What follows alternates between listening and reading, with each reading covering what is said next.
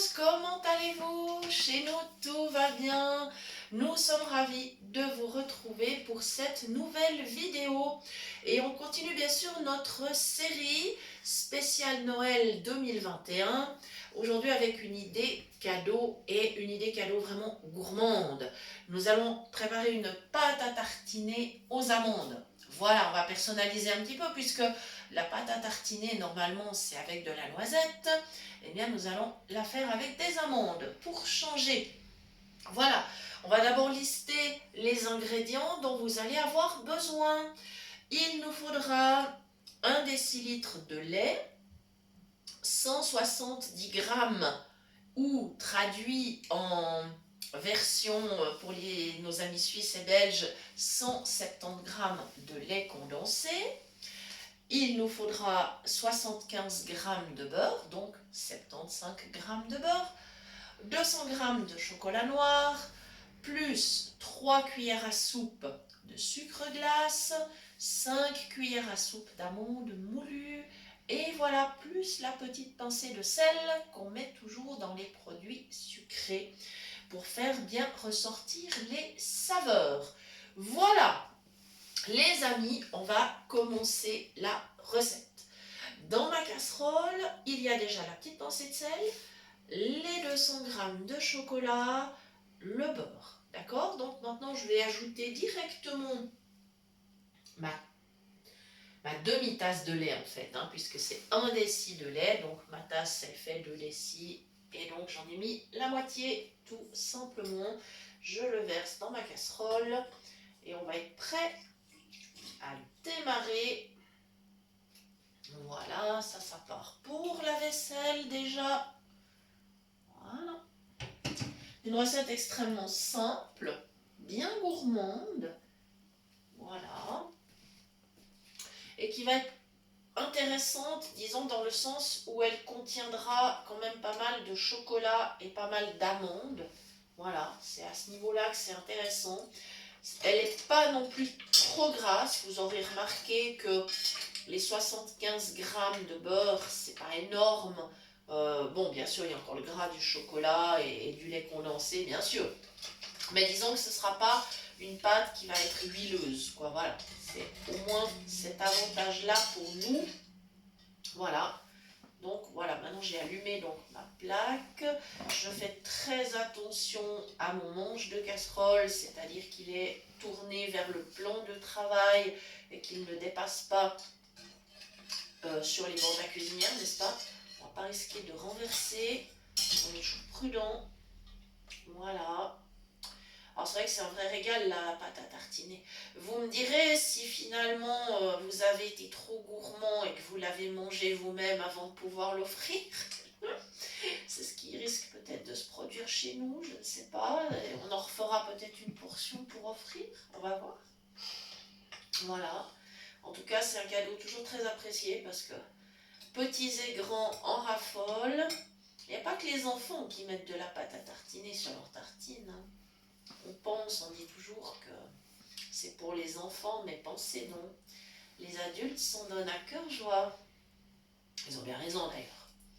C'est sympa quand c'est gourmand. Voilà, donc là ça chauffe, ça se passe plutôt bien. Ça commence à fondre.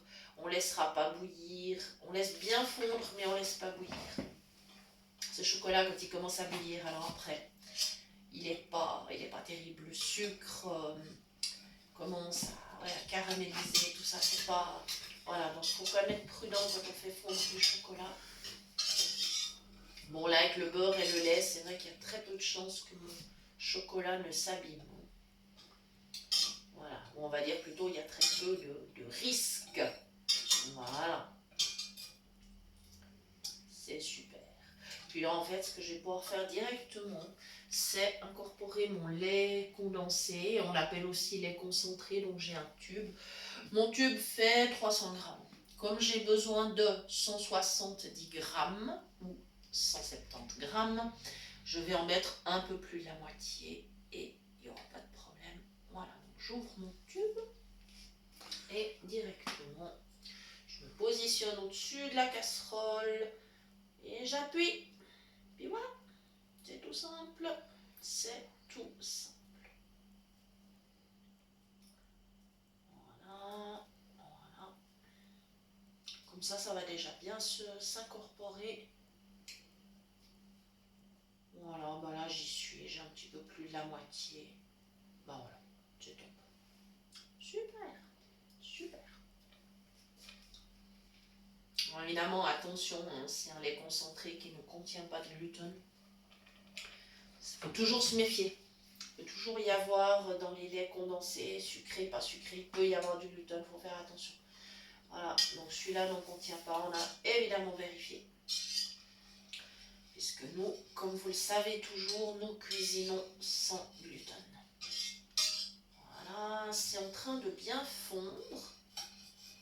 Bah écoutez, ça se passe plutôt bien. Voilà.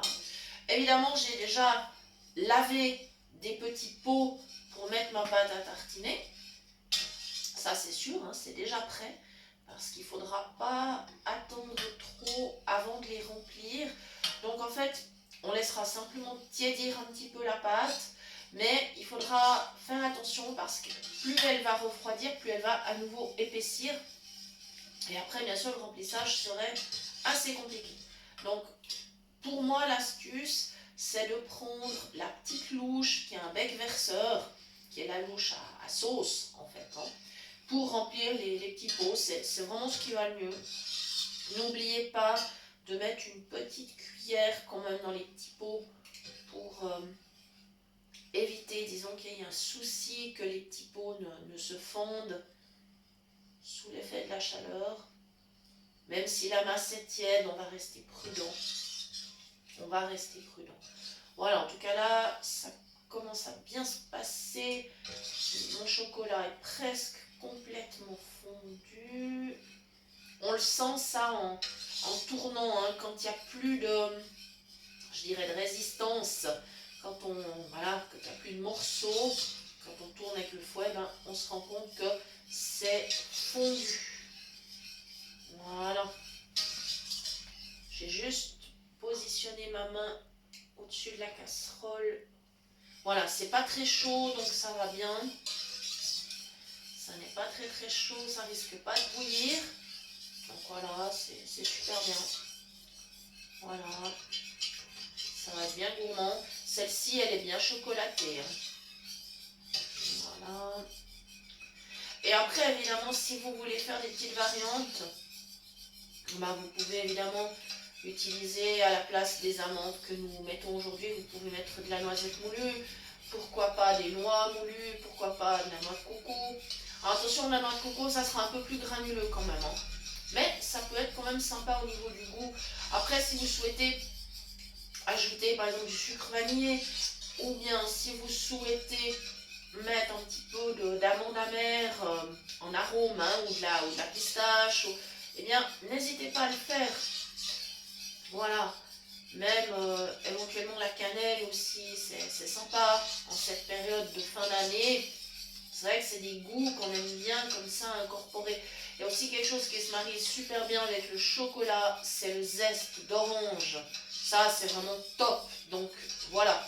Le zeste de citron, c'est plus surprenant, mais c'est très bon aussi. Voilà. À savoir que le citron, ça va bien aussi avec les amandes. Voilà, l'orange aussi d'ailleurs. Bon, alors que le zeste, hein, parce que si vous mettez le jus, on va fausser l'équilibre de la recette. Donc uniquement le zeste. Voilà. Donc quoi, vous voyez, il y a toujours moyen de faire des petites variantes et de faire quelque chose de particulièrement gourmand. Voilà, ma texture commence à être fort bien. J'avais préparé dans un petit pot mes 5 cuillères d'amandes moulues plus les 3 cuillères de sucre glace. Et donc, je me positionne au-dessus de la casserole. J'ajoute, voilà, mon petit pot, il part à la vaisselle. Ça y est, ça fait un peu de bruit dans l'évier, c'est pas grave, il n'y a pas de catastrophe. Ne vous inquiétez surtout pas. Je vais baisser un peu mon feu. Voilà. Alors évidemment, le fait d'intégrer les amandes moulues, le sucre glace, eh bien ça épaissit un petit peu ma masse. Si vous n'aimez pas utiliser le sucre glace, hein, je sais qu'il y a des personnes qui n'aiment pas du tout travailler avec le sucre, eh bien pourquoi pas 3 cuillères à soupe d'un bon miel, ça sera vraiment parfait, c'est tout à fait faisable. Sinon, on m'a aussi parlé du sucre de bouleau, il paraît que c'est très bon, alors je n'ai encore pas testé, mais j'ai bien envie d'essayer. Voilà, sinon vous avez toujours les alternatives, par exemple le sirop d'érable. Le sirop d'érable vous donnera un petit goût caramélisé si vous remplacez vos 3 cuillères à soupe de sucre glace par 3 cuillères à soupe de sirop d'érable. Voilà, vous avez le sirop d'agave. Voilà, vous avez plein de possibilités. Là, ce que je vous donne, c'est une base. Et autour de ça, eh bien vraiment, vous faites exactement comme vous le souhaitez. Voilà. Ensuite, bien sûr, dès que la pâte à tartiner sera dans les pots, on va laisser refroidir tranquillement. Et par prudence, on va la conserver quand même au frais, histoire que la matière grasse ne se resépare pas. Hein, vous savez, il y a des gens qui ont essayé de mettre des pots de pâte à tartiner sur la lunette arrière de leur voiture. Et en plein soleil, ça a été catastrophique. Hein. L'expérience a montré, alors le but de l'expérience c'était de montrer à quel point les pâtes à tartiner étaient grasses, mais alors c'était, mon mari m'a dit, lui il a vu les photos, c'était huileux, c'était quelque chose d'épouvantable. Donc voilà, donc gardez au frais votre pâte à tartiner, et puis vous la sortez un petit quart d'heure avant votre petit déjeuner ou votre goûter, et puis voilà, ça va très très bien. Elle retrouvera une consistance de sorte que vous pouvez la tartiner sans problème. Voilà, et ben voilà, on est presque prêt. Alors encore un petit mot de notre concours. Personne n'a trouvé la bonne réponse pour l'instant, donc je repose la question pour gagner donc un paquet de sachets de sucre vanillé. Il y a 4 sachets dans mon paquet. Je vous repose la question. Quel est le fruit de la vanille? Voilà, et vous nous envoyez la réponse sur notre adresse cuisinepratique@mail.ch et on espère dans la prochaine vidéo de Noël pouvoir vous annoncer un gagnant ou une gagnante. Ça nous ferait tellement plaisir. Voilà, on a reçu un petit mot de Josie qui nous a indiqué qu'elle a reçu ses épices pour pain d'épices. Donc on est super heureux, Josie. On te souhaite beaucoup de plaisir à faire des recettes avec ces épices. Voilà, super. Ben, ma pâte là, elle est prête. Voilà, je vais arrêter le feu et il ne restera plus qu'à remplir les petits pots de pâte à tartiner. Voilà, ça promet des petits déjeuners bien gourmands, ça. Voilà, ça sent super bon. Voilà les amis, on vous remercie beaucoup de nous suivre. Merci infiniment, merci toujours pour les gentils messages, merci pour les partages des vidéos.